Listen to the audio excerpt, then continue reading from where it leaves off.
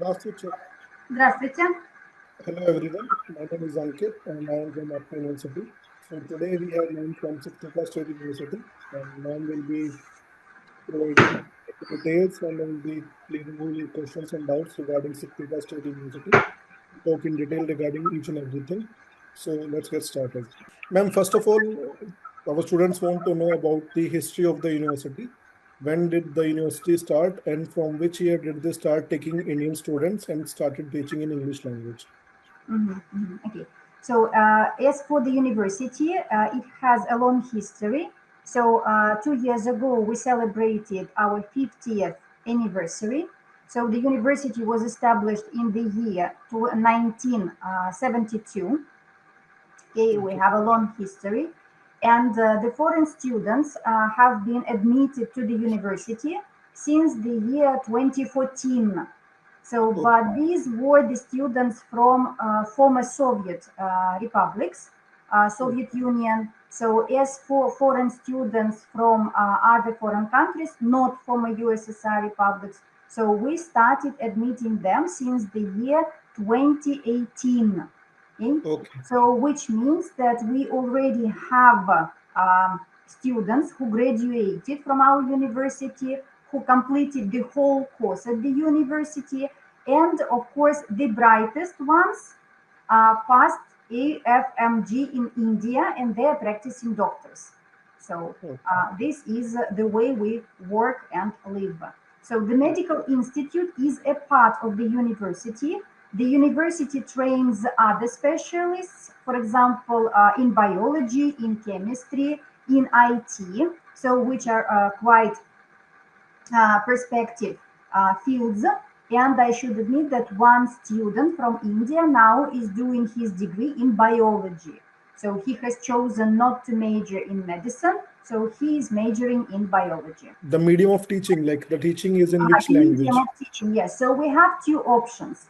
One option is bilingual, 3 years in English and 3 years in Russian. The other option, 6 years of the English medium. So, of Okay. course, they simultaneously study the Russian language because it is necessary for their further practical training in hospitals. Each year there is a clinical rotation. Therefore, our patients do not know English or Hindi or any other local language that Indian students speak. So, therefore, they have to know the Russian language. So, Russian language is obligatory. Okay. So there is a program available in English for complete 6 years for Indian students if they want to join. Yes, yes. Okay. And what is the medium of like exams are also in English or only the classes and everything? The exams which are in the first, second, third, and so years, they are in English. So, but as for the final exam, so that is in Russian, the Okay. final The exam. final exam is you are telling about accreditation exam, right? So, yes, yes. So, the exam which allows people to work as doctors in Russia, no matter whether they are from India, whether they are from Bangladesh, whether they are from Nigeria or Cameroon or any other country. If Okay. they pass that accreditation, so if they receive positive points, so they Yes. can work at hospitals. Okay. But the exams which are in like first, second, third, and fourth, fifth year, they are in English language along with the In teaching. English. Yes, they are in English. Okay. And ma'am, can you please tell us information about how many hospitals are available for the students for the clinical exposure? So we have 19 cooperation agreements with different hospitals and polyclinics. Okay, ma'am. And ma'am, from which year a student can start his clinical training and start visiting the hospitals? So they have clinical rotation each year starting from the first one. Okay. Even being first year students, they have practical training in hospitals. Okay, ma'am. It is very good to know. And ma'am, like, is there any way in which, like, there are some questions from parents. Is there any way in which parents can monitor the attendance and the performance of their students, like whether they are doing good in exams or not? So they can ask, of course, their students, their children. So the other way is to ask the monitor of the group. So in Okay. each group, there is the monitor who checks the attendance and who can give the information about this. Okay. And ma'am, how many students are there in a group? So from between 25, 35.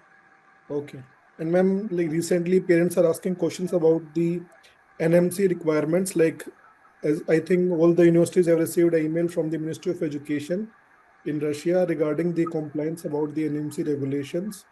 So can you please tell something about the NMC regulations? Does university fulfill them? Yes, ma'am. But we have switched to the English medium, of course, and we try to follow all the requirements by National Medical Commission of India. Okay, ma'am. And ma'am, like some students, they want to know like when they will be going to the clinical part of their education from fourth, fifth, and sixth year. Does the university conduct the exams and like they have to write history of the patient, everything? Does everything is in English? They have to just communicate with the patients in Russian, or they have to do the exams also in Russian? So they will have communication with Russian patients. Therefore, patient's history is in the Russian language. Okay.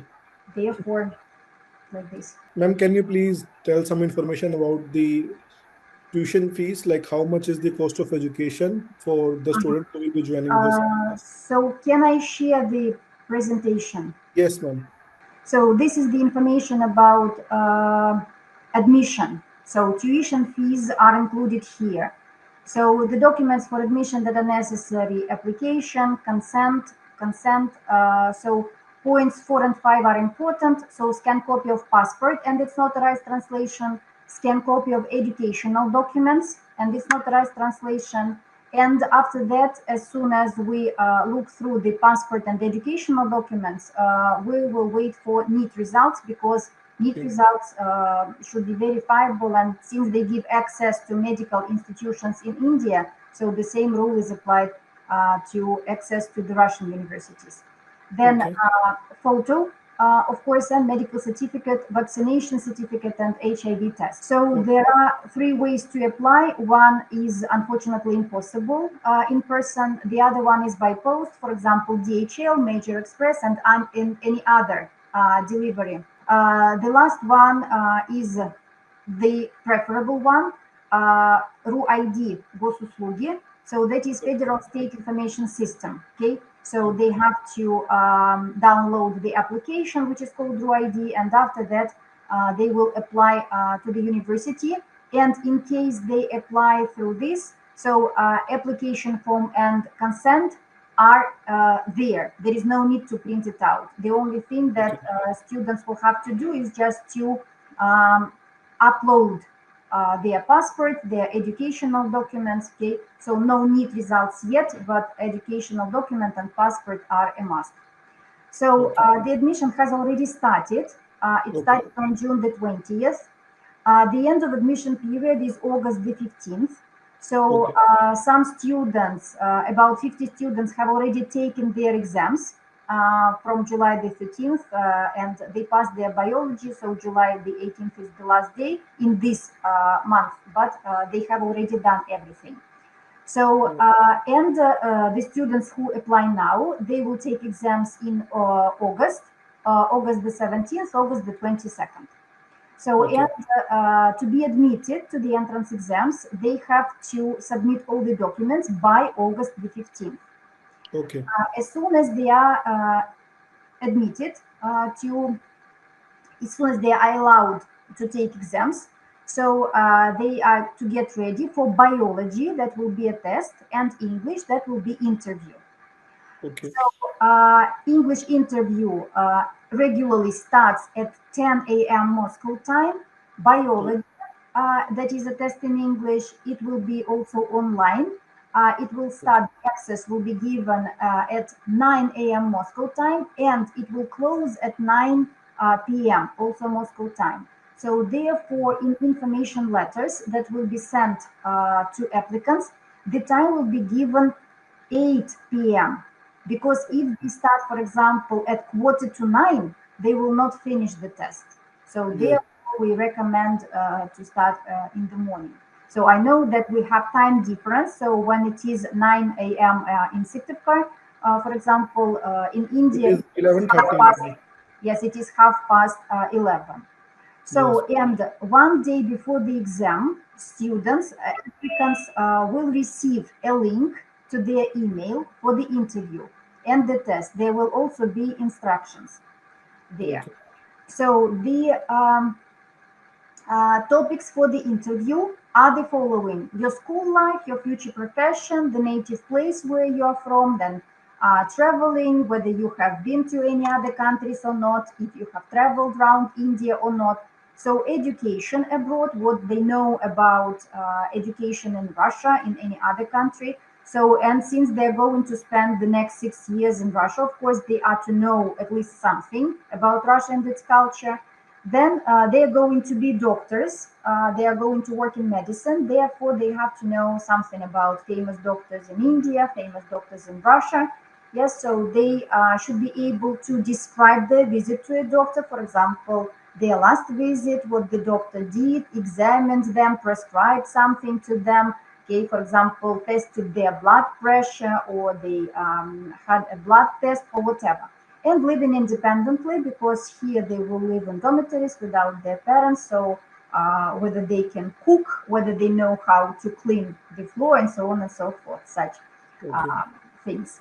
So as for biology test, so here there is QR for the sample test and for the program. So what to get ready for. So then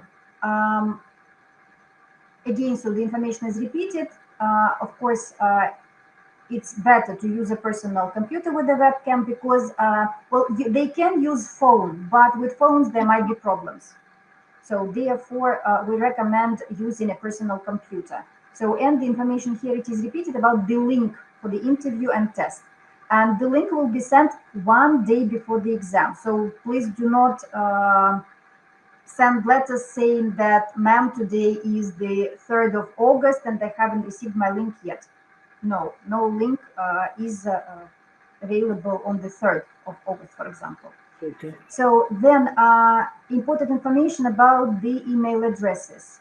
So please use the correct applicant's email address. Do not create new address especially for the exams. So because we have database, and the information about applicant is in this database. And for example, you create an email just for passing the exam, and after that the person does not use this email. We will communicate with the student by email when they study here, and different, for example, information will be sent, and the access to this database is given to each and every person working at the university. So therefore, if, for example, financial department or studying department or legal department has some information for the student, they send it to the email given in the database. So please do not create special accounts for exams. Then tuition fee, what you asked. Yes, so for this year, the tuition fees are 300,150 rubles. That is for the first year. And in the agreement, it is said that there will be subsequent annual increase depending on the inflation rate. I understand that parents want to make sure that, for example, next year it will be the same, or it will be, let's say, not more than 300 and 1,000 rubles. Okay. So, but we cannot say this because you know what inflation is. It can be 2%, it can be 5%, it can be 0. Okay, we can have deflation. So it depends on the current situation, and each year there is additional agreement to the main agreement, which specifies the amount of money for the next year. So for the year 26-27, so the amount is 300,150. So the fee structure for the first year payment is divided into 2 stages. So the first payment, which is 50% of the full fees, must be paid within 5 working days. And I would like to inform you that if there is no payment, the student is not enrolled. Okay, so therefore, please, as soon as you are sent the agreement to sign, So sign it, and within 5 working days, the payment must be made. And the second half, 50%, must be paid no later than the 1st of February, the second half, yes, but that will be for each year. So for the first semester, for the first term, the student pays by the 1st of September. For the second term, the student pays by the 1st of February. If there is a delay in payment, we have a system, a discount system. So if students study well, they have a discount depending on their academic performance. So it will start from the third year, okay? But this is when the student have direct agreement. So and one point to get a discount is to have no delays. If there are delays, unfortunately, no discount is given.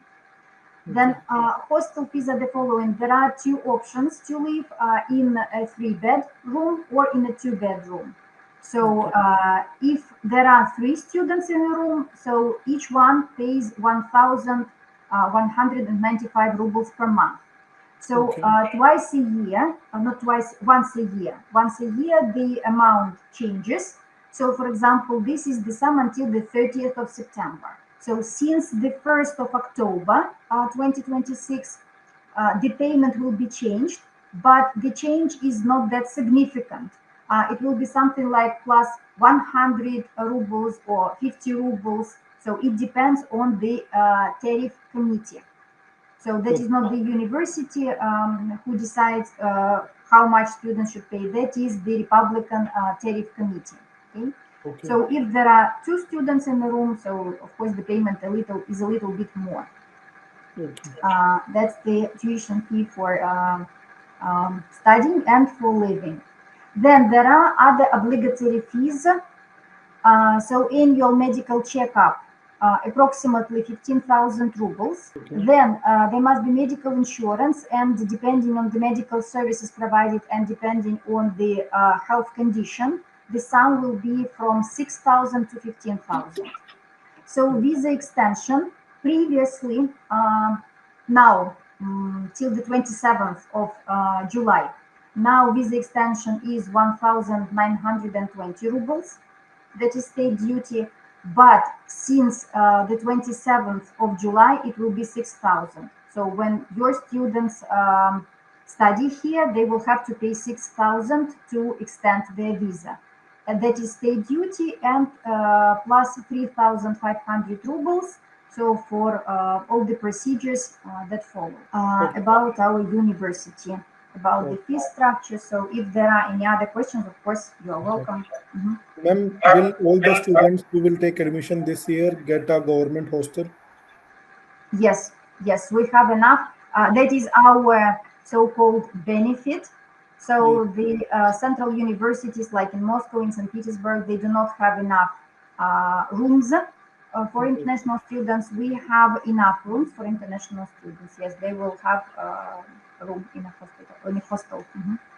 Okay. And ma'am, like some parents have the question, like if in case of any medical emergencies, or can a student get treatment in the university linked hospitals, or they have to take treatment in the private hospitals? I mentioned medical insurance. Yes, you remember with obligatory fees, medical insurance. So depending on the medical insurance, if this case is included, they can have treatment in government hospitals. If not, then they go to private hospitals and pay additionally. Okay. So ma'am, these were the all questions which I had prepared. Now we will ask students if they have any doubts or questions, they can raise their hand and ask question. Yes, Sayed, please ask your question. So what if we have an emergency here? Will we get emergency leave from the university to come back here? What kind of emergency you're talking about? Like emergency in the sense some medical emergency with our parents. Okay. Ma'am, he's asking that if there is any issue with the family in India, can a student take leave and come back to India for a few days? If it is of course, the education process requires the student to be at the university, because missing classes means missing some information. If, of course, there is an emergency which is supported with some documents from, let's say, hospital, stating that if there is an official certificate, yes, of course, the university lets the student go to India. But if it is like, the academic year starts on the 1st of September, and many students are not going to come by the 1st of September. They say we will come by the 15th, just because we have a festival in India.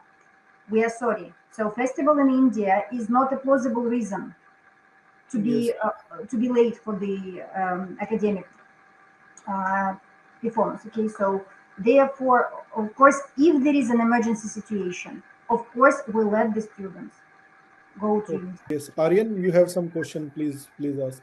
Hello, sir. Hello. I have a question that from this study months, like there are 2 months, like in which we have a holiday. So I want to ask that in that holidays, will the hostel, do we get the hostel or not? So in fact, there are two holidays. There is winter holiday for 2 weeks, and there is summer holiday for 2 months. Of course, you'd better go to India for holidays, but if there is no possibility, if there is no opportunity, you have financial problems, for example, it's expensive for you to go back to India and then return to the place of study, of course, you will have an opportunity to live in the dormitory. Yes.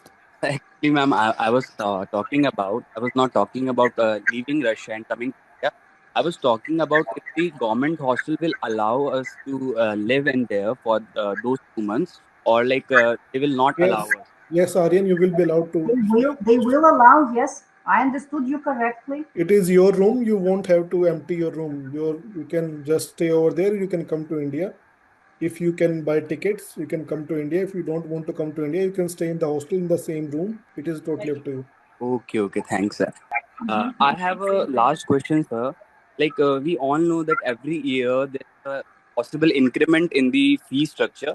So I want to ask that if I get admitted with the current fee structure, will I have to pay the same fees for the rest of the 6 years, or I have to pay the increment as well? You have to pay for the increment as well. The increment will not be more than 5 or 6%. It is usually 2% or sometimes zero.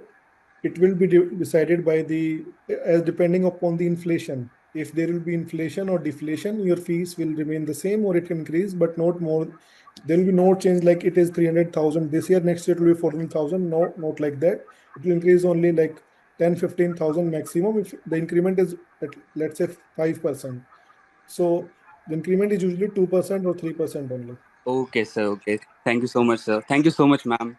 Thank you for your questions. Okay, ma'am. So thank you so much like for your time. I think all the doubts of the parents and students are clear. And I hope that if there is any other questions, we will be get in touch with you by email. So thank you so much for your time and thank you so much for guiding the students. It was really Yes, nice thank talking to you. you. So good luck at exam for your students. Yes, thank you, ma'am.